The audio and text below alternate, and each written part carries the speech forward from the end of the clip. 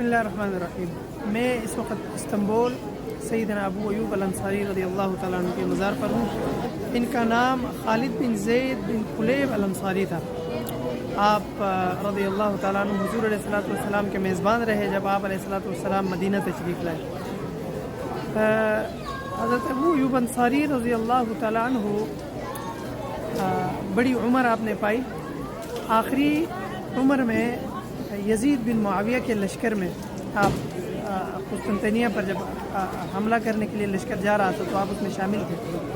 تو آپ نے امیر لشکر یزید بن معاویہ سے کہا کہ اگر رستے میں میری موت ہو جاتی ہے تو تب تک مجھے نہ دفنانا جب تک مسلمان علاقوں کو فتح نہ کر لیں۔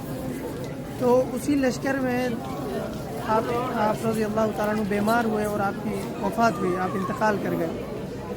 تو انہوں نے آپ کی وصیت کے مطابق آپ کو دفنایا نہیں۔ کوئی 12 سے 15 دن آپ اپنے گھوڑے پر اسی طرح آپ کی میت رکھی گئی۔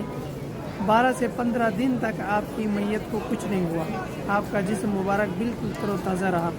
اور جب قسطنطنیہ فتح ہوا، فتح کرنے کے بعد آپ کی وصیت کے مطابق پھر آپ کو یہاں پر دفنایا گیا۔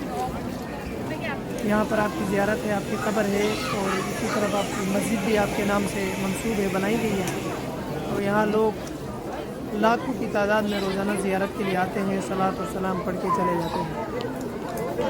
اللہ ہمیں بھی ان حضرات کی محبت نصیب فرمائے، ان کے نقش قدم پر چلنے کی توفیق عطا فرمائے، اور ان کے ساتھ ہمارا خشیت فرمائے۔